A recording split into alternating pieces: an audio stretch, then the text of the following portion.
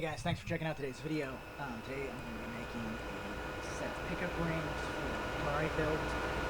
The original pickup rings were made of wood,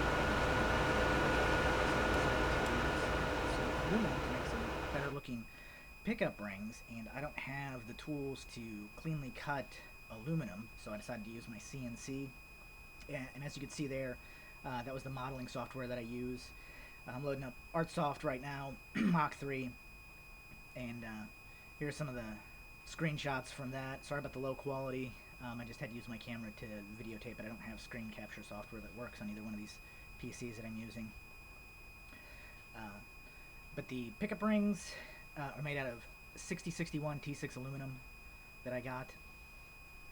They're it's pretty hard stuff. I used two different files to make the pickup rings. As you can see, one is for the outside, one is for the inside. Here's it, the aluminum taped down to the spoil board. This is the first attempt that I did. As you can see, I drew some lines across to square everything up, and then I used two-sided tape to tape it down. I'm just showing how I lined it up and everything to make sure everything was nice and square. And then I have to square it up on the bed of the CNC itself.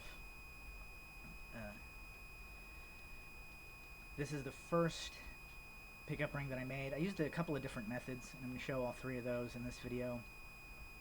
The biggest reason I made these out of aluminum was just to test the capabilities of the machine. It skipped a lot. Here it freezes up.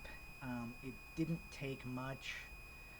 If I had the depth set too deep, I found that I really just barely had to take anything off of each pass in order for it to work.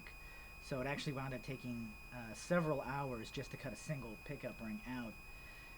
And this aluminum is also, like I said before, it's 6061 T6. It's really hard. It's Alcoa aluminum, very good, trustworthy manufacturer, good stuff. I also tried several different bits. The bit that I found that worked the best was actually just a router bit from Harbor Freight.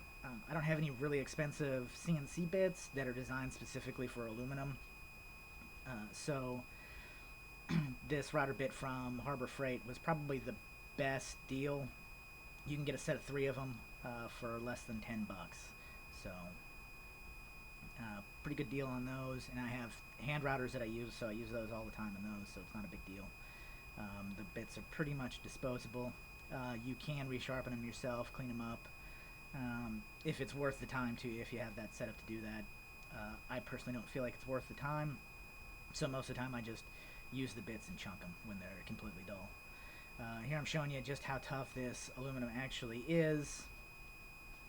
It took quite a bit of pressure to peel the stuff that's thinner than an aluminum can away from the rest of it. Here's my second attempt. I removed some of the edges beforehand so that way the CNC is not having to work so hard cutting through the material. I kind of shaved it down to a rough shape and drilled out some of the center holes. I found that that method actually worked the best. Here's ring number 2.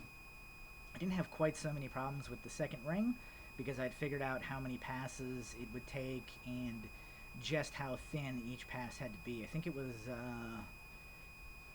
like 1/3 of a millimeter, something like that, maybe 1/2 a millimeter. Very, very thin passes to make this work. The machine did okay when I had it set that thin.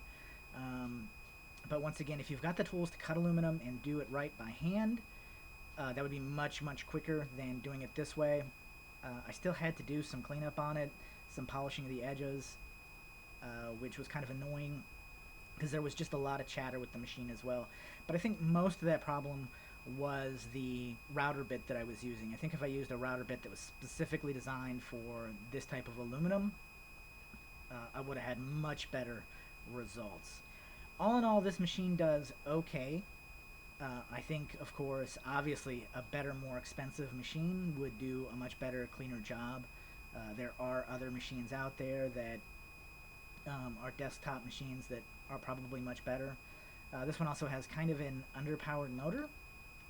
For aluminum, as you can see on the top of this one, it skipped and wound up tearing up the piece. The resolution's not real high, so you can't see really great detail on that, but it did chatter quite a bit.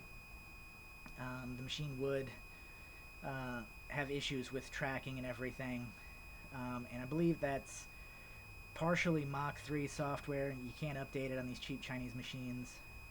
You're just stuck with whatever they send you. Some people say it's pirated software. I don't know. I actually emailed the company that I bought it from, and they said that they got a bulk license from Mach 3 to use with the machines that they were selling. So I don't know how true that is, but that was the answer that they gave me. Here's it's taken out the middle part. It seemed to struggle a lot less with the holes cut through the middle. And you don't have to have a really great drill bit to do that on the aluminum, as long as you've got a decent drill press or a good hand drill and a steady hand. Here's the third pickup ring. This one went much faster, and I had far fewer problems with it. Once again, because I had everything figured out with the first two, I just didn't have enough aluminum to redo the first two pickup rings, so I just installed them on the guitar as they were, and they still look fairly decent. Like I said, they probably would look better if maybe I beveled the edge or polished them up a little bit better. There was some slight oxidation on the aluminum. I've had it for a while, and just didn't know what kind of project I was going to do with it. I had thought about making some control plates for Telecaster style guitars with it, but I wound up using it for these pickup rings. Like I said, I didn't have enough left over. Also, I had some problems with drilling the mounting holes for them on the CNC. The two bits that I tried to use with the CNC that were small enough for the job just didn't work, so I wound up having to drill those by hand. Here's the finished project. All in all, the pickup rings turned out okay. I probably won't be doing any more aluminum projects. If I do, I might go to a slightly softer grade of aluminum and not use as thick a piece, probably use something a little bit thinner. But all in all, I was satisfied with how these turned out. I didn't pay anything for the piece of aluminum. I actually got it for free, so I wasn't disappointed at all. The guitar looks pretty cool, and I'm happy with it.